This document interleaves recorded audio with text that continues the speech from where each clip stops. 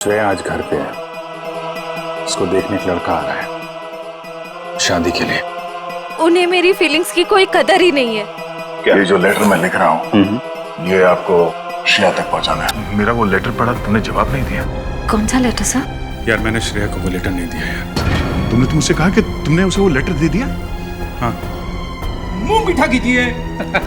इस खुशी में श्रेया और सिद्धार्थ की शादी पक्की हो गई।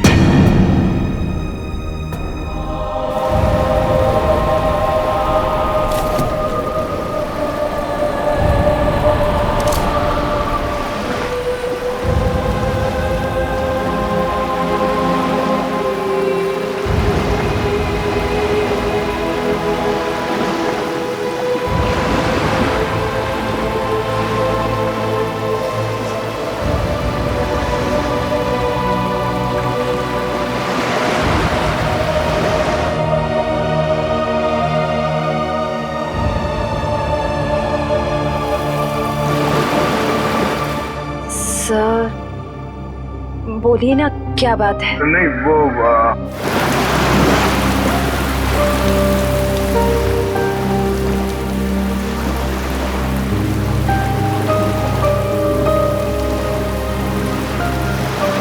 श्रेया और सिद्धार्थ की शादी पक्की हो गई।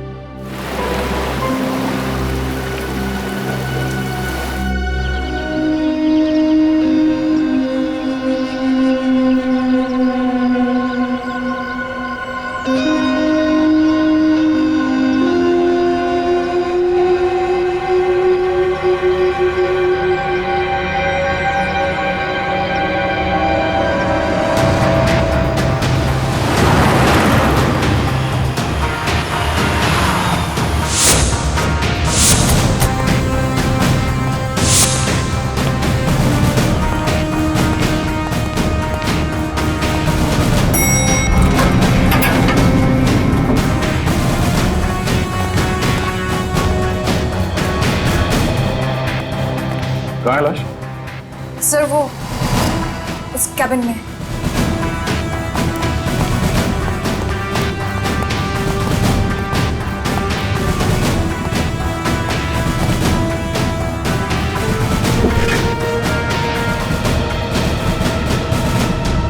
सर एक गोली लगी है सीने में। देखो जरा, शरीर से गोली बाहर निकलने का कोई निशान है क्या?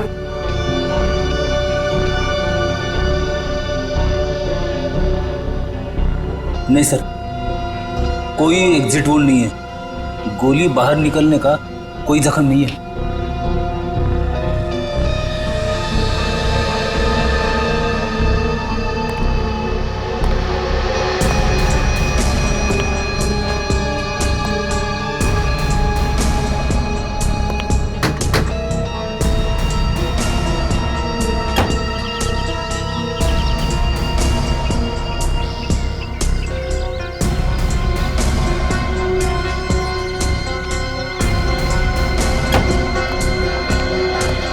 पूरी सर लाश किधर? सर अंदर आइए सर।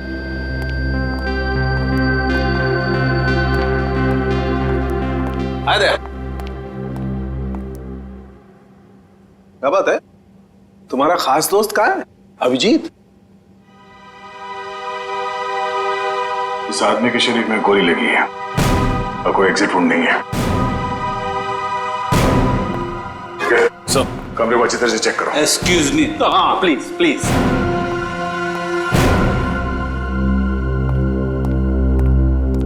ये तारिका क्या हुआ है? ये तो एकदम उखड़ गया था। कुछ गलत तो नहीं कह दिया मैंने?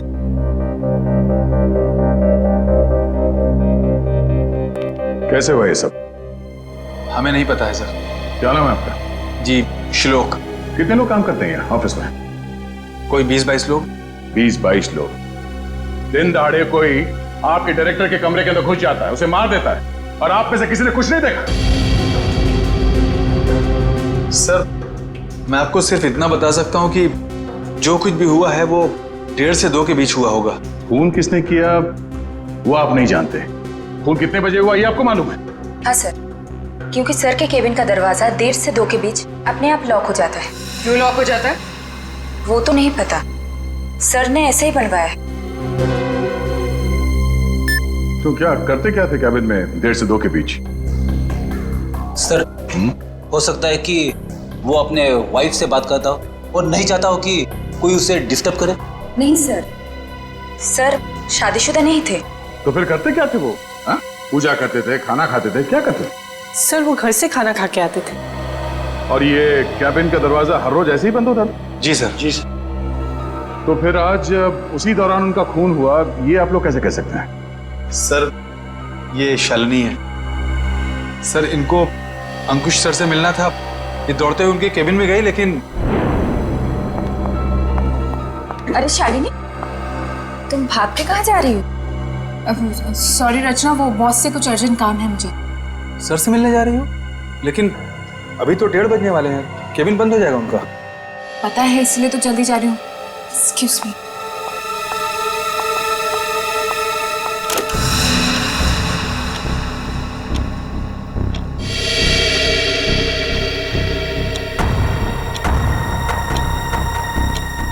अब और आधा घंटा वेट करना पड़ेगा।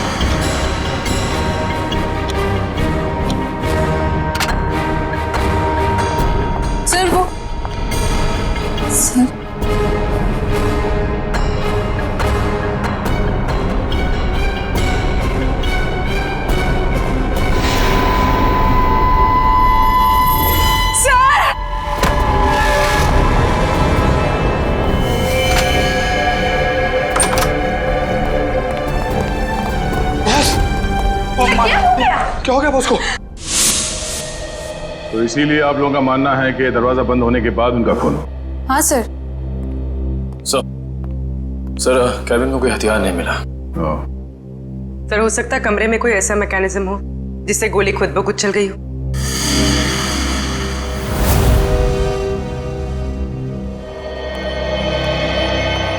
डॉक्टर साहब, ये खूनी कहाँ खड़ा होगा जब उसने गोली चलाई? ये देखो, यहाँ टेबल पर खून के छींटे पड़े हुए हैं। इसका मतलब साफ है खूनी वहां खड़ा था जहां तुम खड़े हो। और ये अंकुश यहां था। सामने से खूनी ने गोली चलाई जो अंकुश के सीने में आकर के लगी, और गोली लगते ही अंकुश यहां जमीन पे गिर गया। और अगर गोली किसी मैकेनिज्म से चलाई गई है तो मैकेनिज्म इसी लाइन में होनी चाहिए। बिल्कुल। रेडी निखिल, जरा देखो कोई मैकेनिज्म दिखता है क्या? मैकेनिज्म? हाँ, जिस वक्त अंकुश की मौत हुई उस वक्त ना कोई कमरे में बाहर से अंदर आया और ना कोई अंदर से बाहर गया। आप लोगों को पता है कि मौत कितने बजे हुई? हाँ, ऑफिस स्टाफ का कहना है कि दोपहर को 1:30 से 2 बजे के बीच। सही है। राइगर मोर्टिस लाश की जकड़न भी यही बता रही है।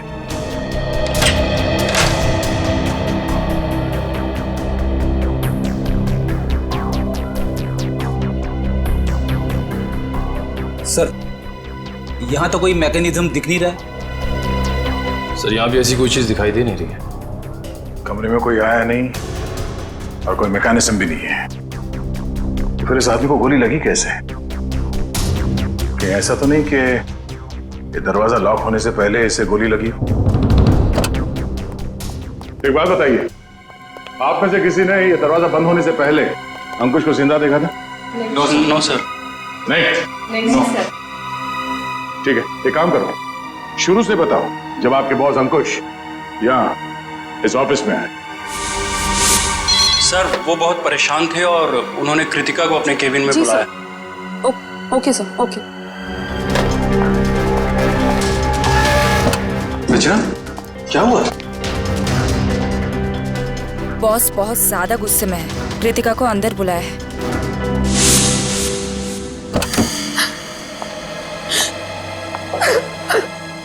क्या हुआ कृतिका? रो क्यों रही हो? कुछ नहीं। अरे बताओ ना, रो क्यों रही हो? कुछ नहीं हुआ। अरे बताओ तो कृतिका। तो कृतिका अभी कहाँ है? ऑफिस से चली गई क्या वो? नहीं सर, उसका बैग तो यहीं है।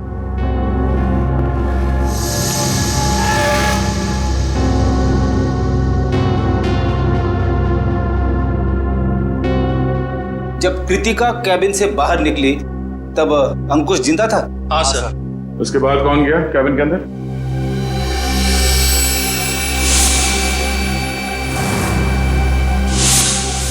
देखिए, हम एक सवाल 2 बार नहीं पूछेंगे आप लोगों से।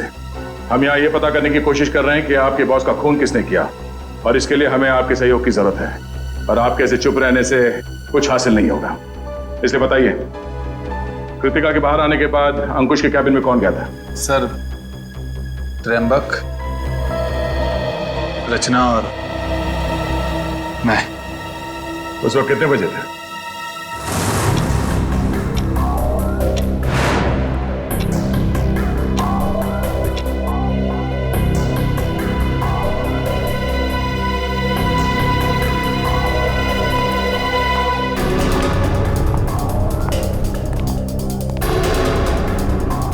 सर, क्या हुआ? आपने हमें बुलाया? ये पूछो क्या नहीं हुआ है। क्या सर, क्या नहीं हुआ? ईमानदारी नहीं हुई, वफादारी नहीं हुई। सर, हम कुछ समझे नहीं। देखो, तुम तीनों बहुत मुश्किल में हो। मुश्किल में? हाँ, मुझे ये पता चला है कि तुम तीनों में से कोई एक हमारे डिजाइन कॉम्पिटिटर्स को बेच रहा है। नहीं सर, हम ऐसा नहीं कर सकते। हाँ सर, मुझे तो ये भी नहीं पता कि हमारे कंपटीटर्स है कौन। मेरे पास सबूत है और मैं तुम तीनों को जेल भिजवा सकता हूं, लेकिन मैं ऐसा नहीं करूंगा। चुपचाप शाम के 5 बजे तक मुझे बता दो वो आदमी कौन है। हाँ, उसकी नौकरी तो नहीं रहेगी, लेकिन उसे मैं जेल जाने से जरूर बचा लूंगा। लेकिन सर, हम लोग। मेरे पास ज्यादा समय नहीं, जितना मैंने कहा है उतना करो। तो कोई कंपनी के सीक्रेट्स बेच रहा था? हाँ? सर, अंकुश जरूर भड़का होगा इस धोखे से। कोई भी भड़केगा। बहुत तकलीफ होती है जब उसका कोई करीबी उसे धोखा देता है।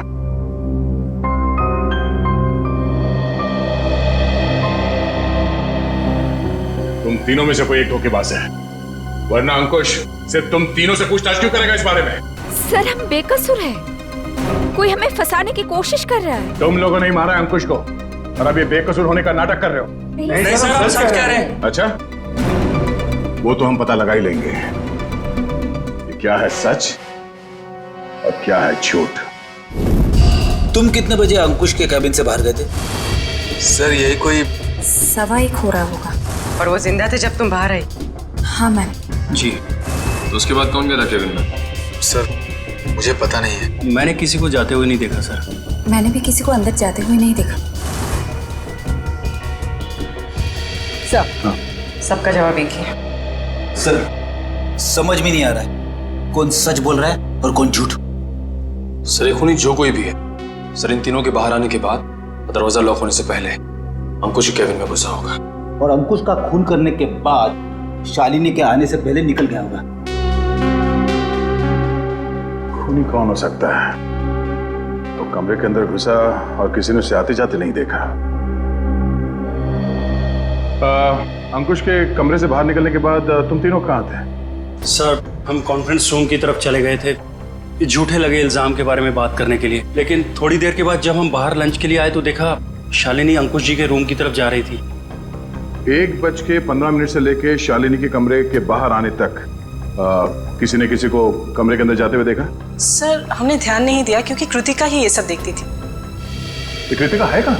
पता नहीं सर, बहुत टाइम से आपने उसे देखा नहीं। पुलिस देखो, जब तक कृतिका नहीं मिल जाती कुछ पता नहीं चलेगा। आप लोग सीसीटीवी कैमरा की फुटेज क्यों नहीं देखते? उसमें पता चल जाएगा। तुम कौन हो? जी मैं सुमित, कृतिका का बॉयफ्रेंड। और ये सीसीटीवी कैमरा के बारे में क्या बता रहे हो? कृतिका ने मुझे बताया था कि बॉस ने स्टाफ पे नजर रखने के लिए उसके डेस्क पे एक सीक्रेट कैमरा लगा रखा था। खुफिया कैमरा?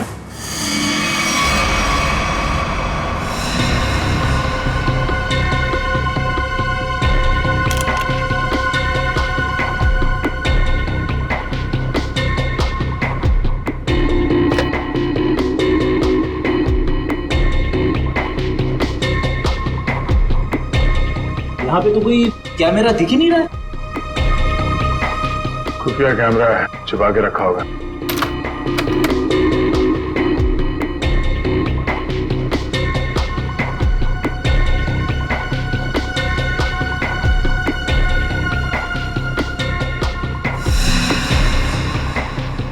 ये देखो,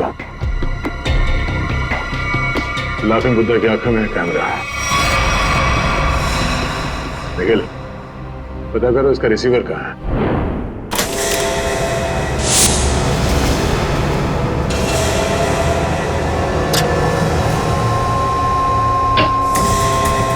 मैम! आशिता, मम्मी देखिए। अरे कृतिका, कृतिका, संभाल के। कृतिका, जाओ। कृतिका, कृतिका। क्या हो गया? सर इसने आत्महत्या करने की कोशिश की। सर जहर निकाल। इसे हॉस्पिटल ले जाना होगा। पीछे एम्बुलेंस है, उसमें डालो जल्दी। कृतिका, एक मिनट ले जाओ। क्या हुआ? संभाल के। निखिल, उस खुफिया कैमरे का रिसीवर मिला? हाँ सर, उस सीक्रेट कैमरा का ये सब मिल गया है। गुड, जरा फुटेज प्ले करो। देखते हैं रचना, त्रिंबक और श्लोक के निकलने के बाद अंकुश के कमरे में कौन गया था।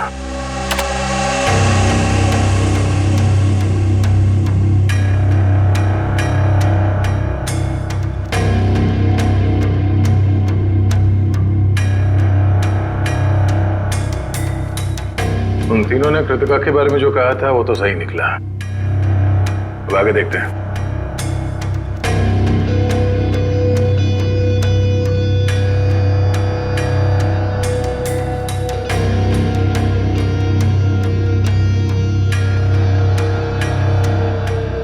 देखते हैं इस खुफिया कैमरा की आंखों ने ऐसा कुछ देखा है कि जो यहाँ काम करने वाले 20-22 लोगों ने नहीं देखा, और अंकुश की मौत हो गई।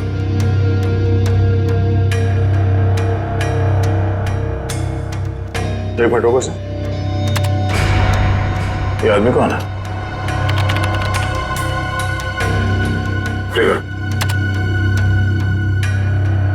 फॉरवर्ड करो सर। बस इसका चेहरा तो ठीक से दिख ही नहीं रहा है। ये आदमी कैबिन के अंदर गया एक 20 को, बाहर निकला एक 25 को, और बड़ी हड़बड़ाहट में निकला है बाहर। निकले, काम करो, ऑफिस के स्टाफ मेंबर्स को बुलाओ, और हाँ, उस वॉचमैन को भी लेके आओ अंदर।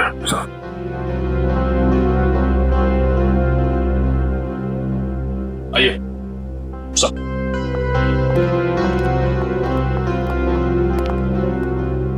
देखिए, इस आदमी को पहचानते हैं आप? नहीं सर, हमने इन्हें कभी ऑफिस में नहीं देखा। तुम? नहीं सर, इससे पहले मैंने कभी इसे देखा नहीं। श्लोक? नहीं सर, मैंने भी इसे नहीं देखा। वॉचमैन, तुम तो एंट्रेंस में थे, तुमने तो देखा होगा साथ ही जाते। हाँ, पहचानते हो कौन है? नहीं सर, मैंने इसे कभी नहीं देखा। अरे तो फिर ये अंदर आया कैसे? उड़ के आया क्या? मेरा एक फोन आया था, मैं 5 मिनट के लिए थोड़ी दूर चला गया था, शायद ये तब आया होगा। अच्छा, निखिल, एंट्रेंस में जो कैमरा है उसका फुटेज चेक करो।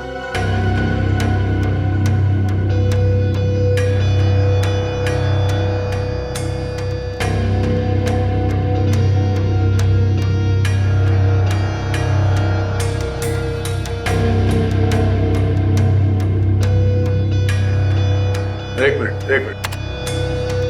इस फ्रेम को फ्रीज करो। ये सुमित, कृतिका तुम्हें कुछ नहीं होगा, जल्दी चलो। आई, तुम्हें कुछ नहीं होगा कृतिका, तुम ठीक हो जाओगे। संभल के।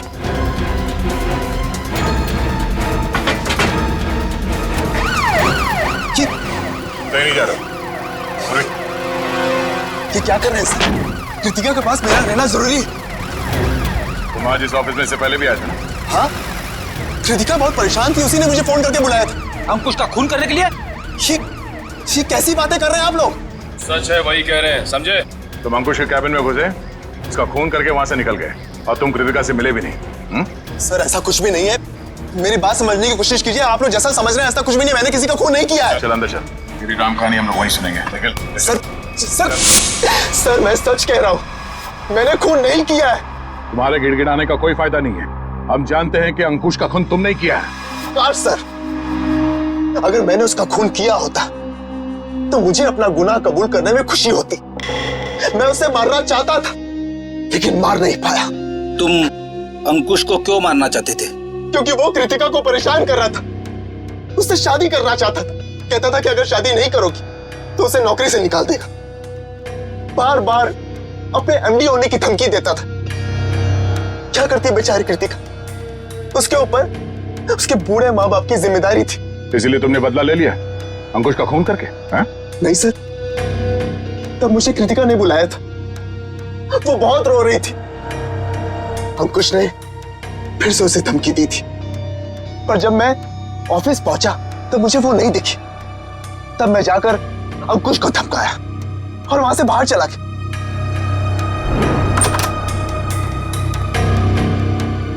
कौन हो तुम? बहुत हो गया अंकुश, कृतिका से दूर रहना, वरना क्या करोगे? जान से मार दूंगा तुझे।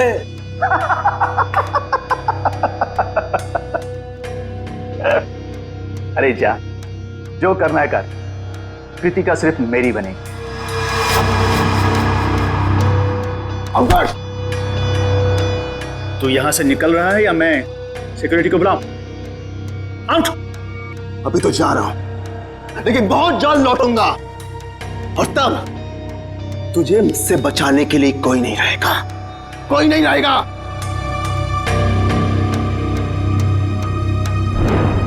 हमारे पास सबूत है, तुम 1:20 में अंकुश के कमरे के अंदर गए थे और ठीक 1:25 को बाहर निकले थे। क्यों? फिर भी मैं बार बार यही कहूंगा कि मैंने खून नहीं किया है।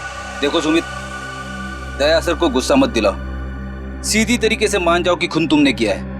क्योंकि तुम्हारे जाने के बाद यहाँ की स्टाफ शालिनी जब कैबिन में गई तब अंकुश मरा पड़ा था। सर मेरा विश्वास कीजिए, मैंने खून नहीं किया है, प्लीज मेरा यकीन कीजिए आप लोग। याद देखो। हाथ। सर,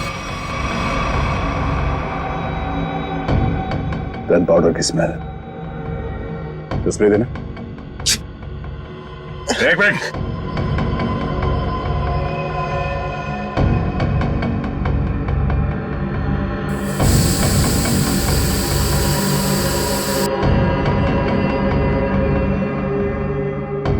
तुम्हारी उंगलियों पे गन पाउडर है, इसका मतलब है हाल ही में तुमने गोली चलाई है।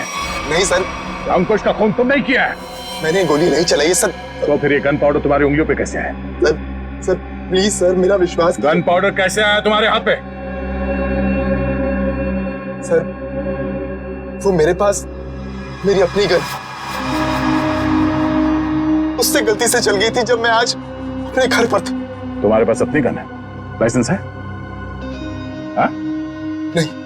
तो गैर कानूनी तरीके से गन रखी थी तुमने? हाँ? सिर्फ और सिर्फ अंकुश को मारने के लिए। अगर आज उससे कोई नहीं मारता तो मैं शायद उसे जरूर मार देता। तो गन कहाँ रखी है तुमने? बाहर फ्लावर पॉट में। गन को बाहर क्यों छोड़ा तूने? हाँ? क्योंकि कृतिका ने मुझे कसम दी थी कि मैं अपने साथ गन अंदर लेकर ना आऊं, वरना गुस्से में मैं कहीं उसके बॉस को मार ना दूं, इसलिए बाहर छोड़ दी। चल दिखा वो गन कहाँ है। भैया तो मैच होती है। ये गोली और अंकुश के शरीर में जो गोली मिली है वो गोली दोनों मैच होती है। इसका मतलब साफ है अंकुश को इसी गन से गोली मारी गई है।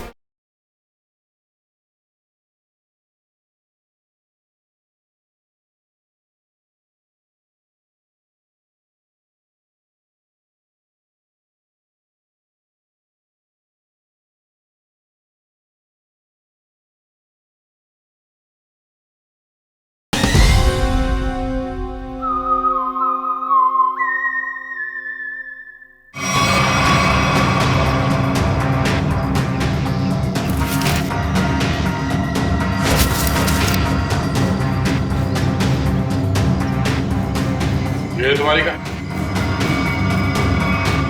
हाँ सर।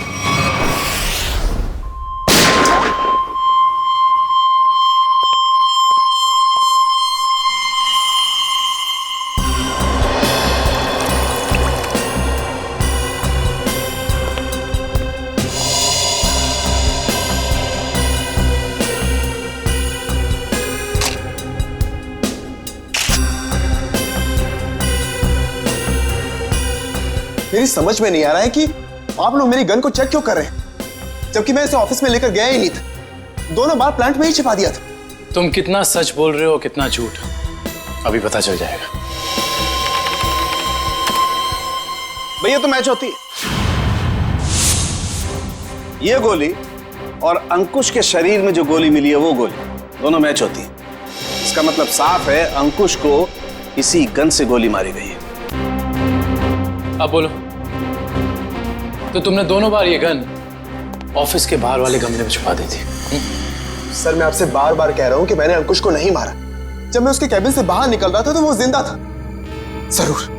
जरूर मुझे कोई फंसाने की कोशिश कर रहा है। तो मतलब तुम्हारी गन अपने आप गमले से बाहर आई, अंकुश जी को गोली मारी और फिर आके गमले में छुप गई। और ये कहानी है सर? अरे मैं कोई कहानी नहीं बना रहा हूं, मेरा विश्वास कीजिए। एक सेकेंड, कॉल। क्या? हाँ मुझे याद आ गया। जैसे ही मैं अंकुश के कैबिन से बाहर निकल रहा था उसके मोबाइल पर एक कॉल आया था। और उसने वो कॉल रिसीव किया था? हाँ।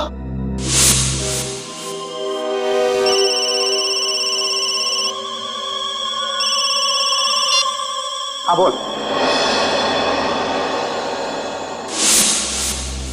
पंकज, अंकुश का मोबाइल चेक करो। सर। अगर अंकुश ने ये कॉल रिसीव किया है तो शायद वो तुम्हारे निर्दोष होने का सबूत हो।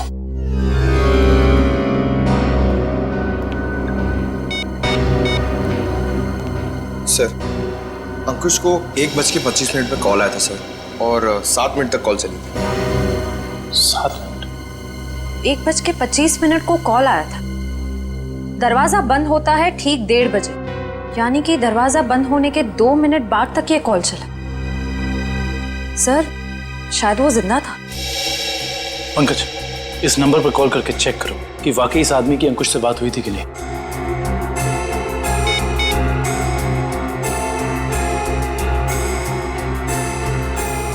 अंकुश नहीं, मैं सीआईडी ऑफिसर पंकज बोल रहा हूँ। अच्छा एक बात बताइए, आपने आज अंकुश को फोन कॉल किया था? आपकी बात हुई थी उससे?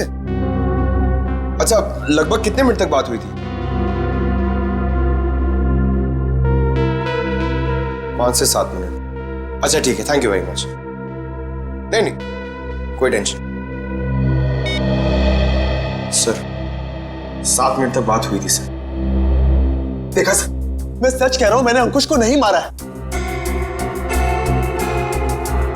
इसका मतलब सुमित खूनी नहीं है। तो फिर खूनी कौन है? कहीं खूनी पहले से ही तो कैबिन में छुपकर नहीं बैठा था और दरवाजा लॉक होते ही उसने अंकुश को गोली मार दी और फिर वहां बैठकर इंतजार कर रहा था। और जब 2 बजे बाकी का सारा स्टाफ अंदर आया कैबिन में अंकुश की लाश देखने, तो मौका देखकर वो भी उनके साथ निकल गया।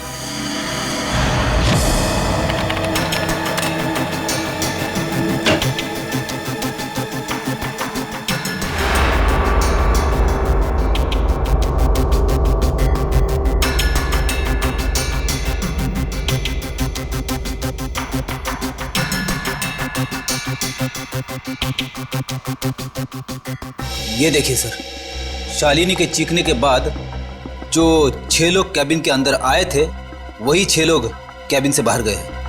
इसका मतलब है कैबिन के अंदर कोई छुपा हुआ नहीं था। कैबिन के अंदर कोई छुपा हुआ नहीं था।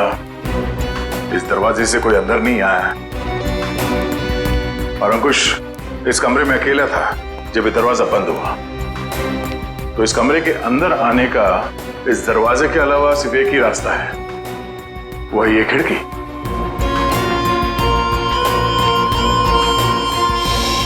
मगर जब हम लोग इस कमरे के अंदर आए तो ये खिड़की अंदर से बंद थी।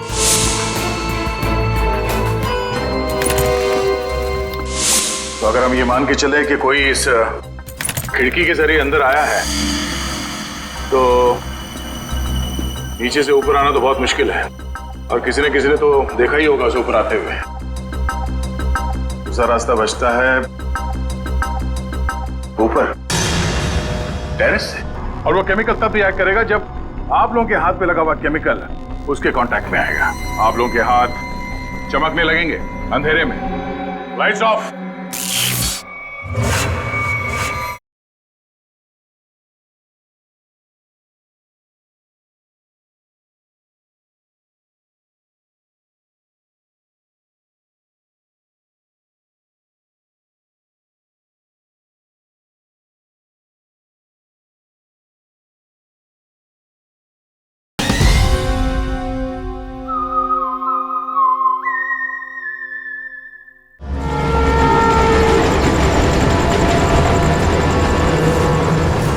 जरा देखो आसपास। अगर वो खूनी अंकुश के कैबिन में यहाँ टेरेस से गया है तो उसने रस्सी या हार्नेस का इस्तेमाल किया होगा, और अगर ऐसा है तो यहाँ लेज पे कोई ना कोई निशान जरूर होना चाहिए। तो चेक करो।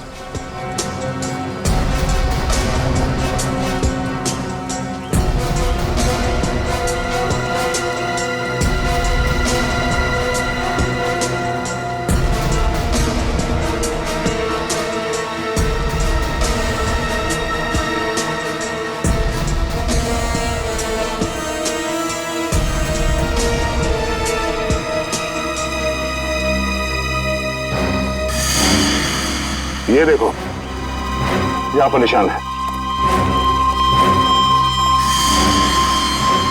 ये निशान, उसने रस्सी को यहाँ से बांधा और यहाँ से नीचे उतरा, क्योंकि ठीक नीचे यहाँ पे अंकुश का ऑफिस है। और फिर रस्सी सपोर्ट के लिए शायद वहां उस पे बांधा होगा। ये देखो, रस्सी के घिसने का निशान है यहाँ पे। इसका मतलब है उसने रस्सी यहाँ इस पाइप पे बांधा और वहां ऐसे नीचे अंकुश के कैबिन में गया। कमाल है सर, खूनी इतना कुछ करता रहा लेकिन किसी ने उसे देखा तक नहीं। खूनी ने जिस तरीके से मेहनत की है खून करने के लिए, उससे तो साफ साफ दिख रहा है सर उसके दिल में कितनी नफरत भरी पड़ी थी अंकुश के लिए। ये पता करना पड़ेगा कि वो है कौन जिसे अंकुश से इतनी नफरत थी, और उसे ये भी पता था कि अंकुश के कैबिन का दरवाजा 1:30 से 2 बजे के बीच बंद होता है। वो ना हो ये कोई ऑफिस का ही आदमी है।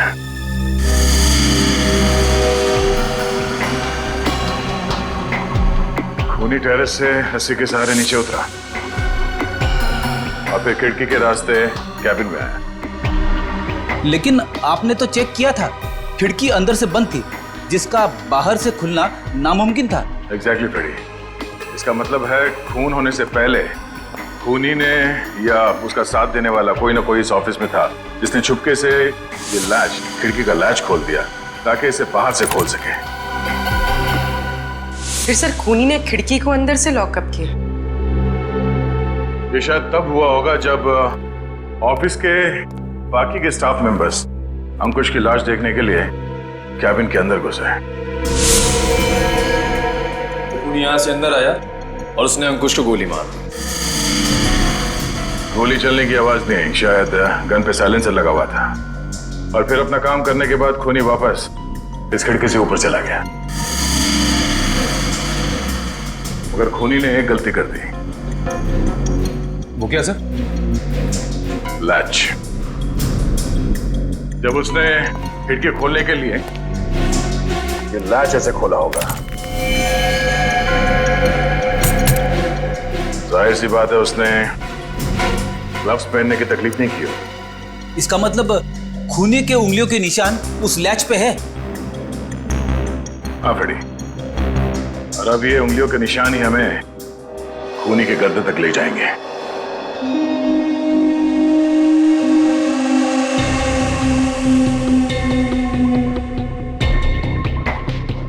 सर आप लोग हम पर शक कर रहे हैं?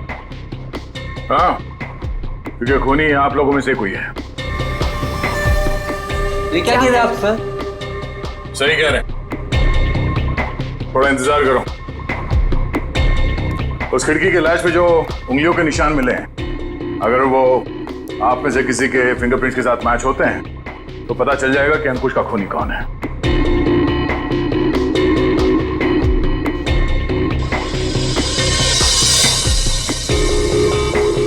ठीक, आप जाइए, आप आइए।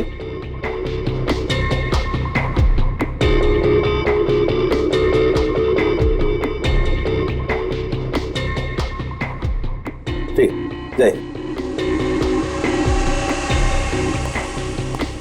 दया, इन सब लोगों के फिंगरप्रिंट्स तो ले लिए, अब जरा इन्हें मैच करके देखते हैं। ठीक है सर। हाँ?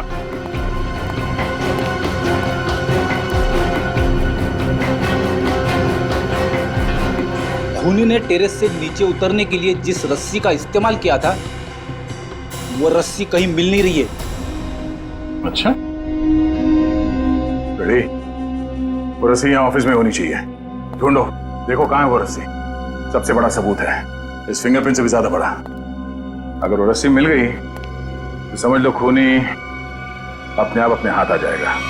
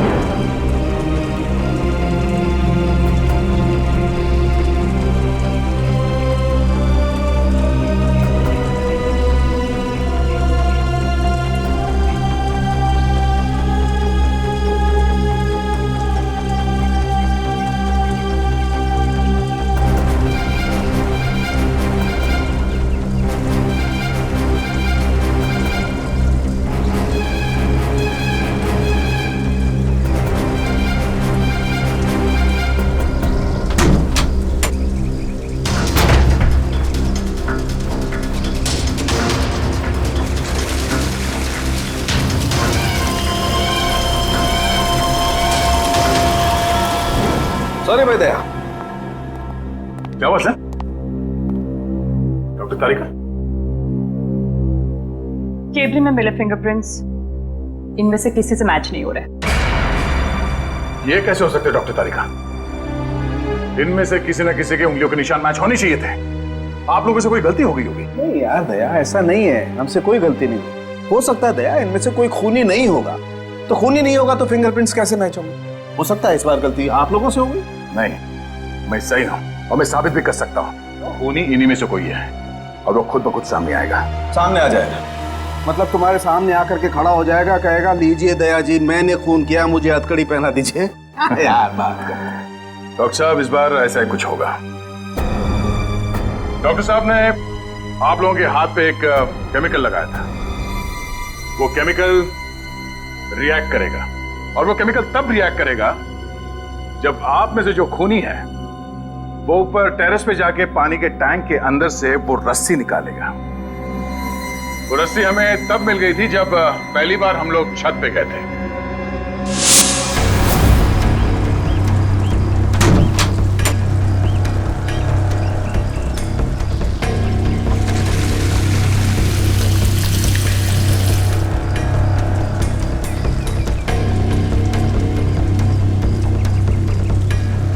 पूरी तैयारी के साथ आया था। उस रस्सी पे हमने एक केमिकल लगाया है और वो केमिकल तब रिएक्ट करेगा जब आप लोगों के हाथ पे लगा हुआ केमिकल उसके कांटेक्ट में आएगा। आप लोगों के हाथ चमकने लगेंगे अंधेरे में। Lights off.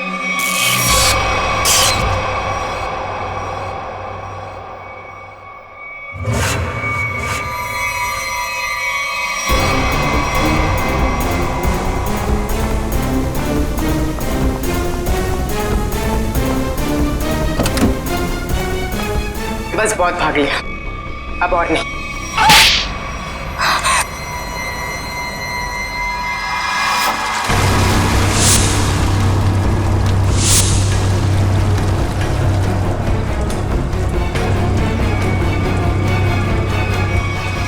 तुमने अंकुश को क्यों मारा? तुम ही कंपनी के सीक्रेट्स बेच रही थी ना? और जब अंकुश तुम तीनों से पूछताछ कर रहा था, तुम जानती थी कि तुम्हें उससे छुटकारा पाना है। हाँ? मैं बहुत पहले से ही जानती थी कि मैं पकड़ी जा सकती, इसलिए मैंने प्लान बना के रखा था कि जब भी मौका मिलेगा मैं अंकुश को मार दूंगी। और तुमने अपने प्लान में सुमित को कैसे फंसाया और क्यों फंसाया? उसने क्या बिगाड़ा था तुम्हारा? मेरी सबसे अच्छी सहेली को मुझसे दूर कर दिया था। मैं और कृतिका अच्छे दोस्त हुआ करते थे, लेकिन जब से सुमित उसकी जिंदगी में आया था तब से कृतिका उसकी बातें करती रहती थी। सुमित ऐसा है, सुमित वैसा है, सुमित ने ये किया, सुमित ने वो किया, सुमित सुमित सुमित। इस सुमित से मुझे नफरत होने लगी थी। दिन रात उसके साथ फोन पे लगी रहती थी। इस सुमित के चक्कर में वो मुझे भूल गई थी। और आज सर के केबिन से निकलने के बाद कृतिका ने जब सुमित को फोन करके बताया कि गन को कहीं छिपा देना, मैं अपनी सहेली को मैं वापस पाना चाहती थी। और यही सही मौका था सुमित को फंसाने का। इसलिए तुमने अंकुश को मारने के बाद अपनी गन सुमित के गन के साथ बदल दी और अंकुश के शरीर पे जो गोली मिली वो उस गन के साथ मैच हो गई, जिसकी वजह से सुमित फंस गया।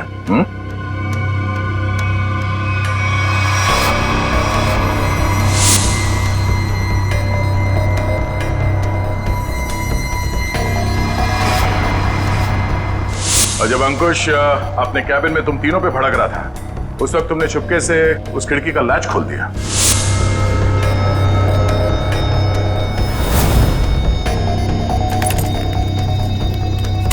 और तुमने मौका पाके विंडो का लैच तब लॉक किया जब सब अंकुश की डेड बॉडी देख रहे थे, है ना?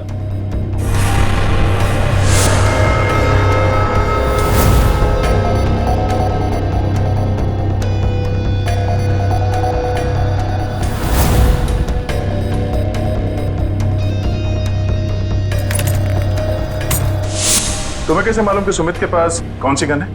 कृतिका ने मुझे एक बार बताया था कि सुमित ने एक नई गन खरीदी है। ठीक वैसी गन मैंने भी खरीदी।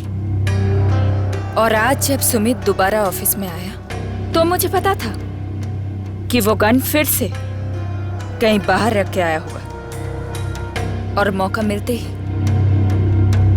मैंने वो गन बदल दी। क्या फायदा हुआ तुम्हें ये सब करके? हाँ? तुमने एक दोस्त खो दिया और साथ में अपनी आजादी भी। पूर्वी, ले जाओ इसे। Sir, sir.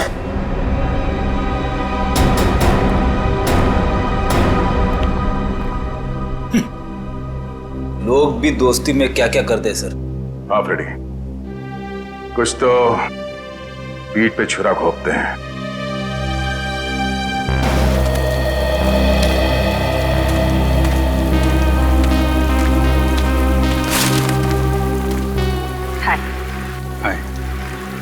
झूठ बोला तुमने दया से?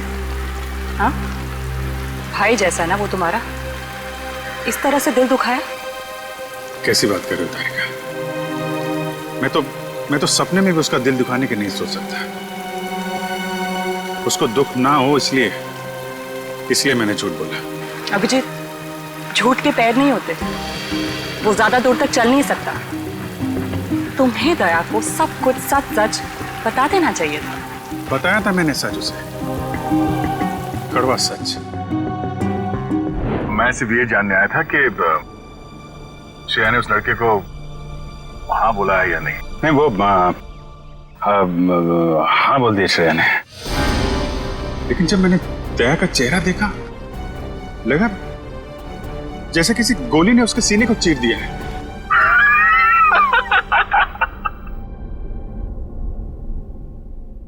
अरे यार, क्या लड़का आया नहीं, तबीयत खराब हो गई उसकी।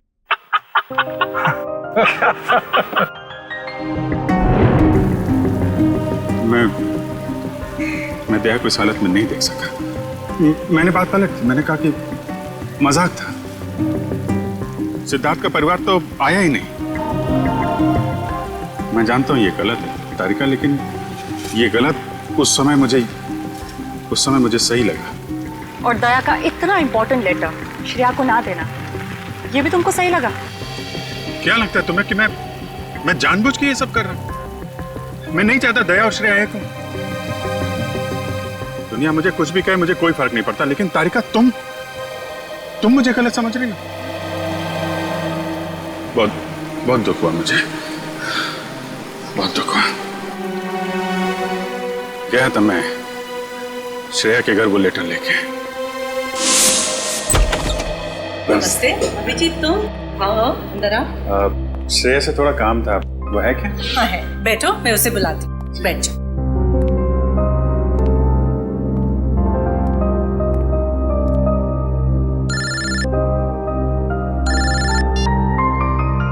अरे भाई, तुम्हारा ही काम करने आया हूं यार। अरे भूल कैसे सकता हूँ, लेटर है मेरे पास, अभी दिया नहीं है। जैसे ही श्रेया आती है ये लेटर उसके हवाले कर दूंगा। हैं? अरे यार, थोड़ा तो सब्र रखो यार। हाँ, मैं करता हूँ। नमस्ते अंकल। अभिजीत, मैं तुम्हारे हाथ जोड़ता हूँ, तुम दया का कोई भी लेटर श्रेया को नहीं दोगे। लेकिन दया और श्रेया तो... मैं जानता हूँ दया और श्रेया कुछ कहते नहीं, लेकिन वो एक दूसरे के काफी करीब हैं। मगर मैं अब नहीं चाहता हूँ कि श्रेया अपना फैसला बदले। ये तो दोनों के साथ ज्यादती होगी। आप... अभिजीत, मैं मजबूर हूँ।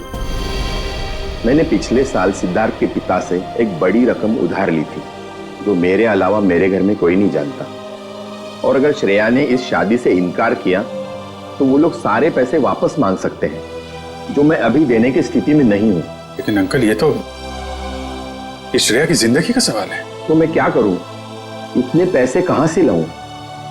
श्रेया की मां को हार्ट प्रॉब्लम है।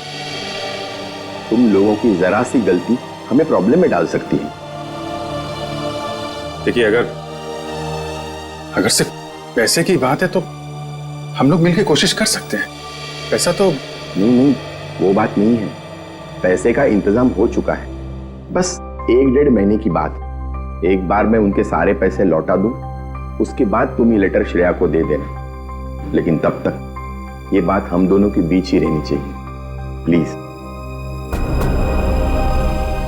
ये आपने बड़ी मुश्किल में डाल दिया। दया से कोई बात छुपाना इतना आसान नहीं है। अब ये बात ना मैं श्रेया को बता सकता हूँ और ना दया को। दया तो इस बारे में कुछ नहीं जानता। वो तो तुम्हें गलत समझ रहा है। इनफैक्ट नफरत करने लगा है तुमसे। जानता हूँ, वक्त ने गलतफहमी पैदा कर दी है, लेकिन ये भी जानता हूँ कि सही वक्त आने पर सब ठीक भी हो जाए।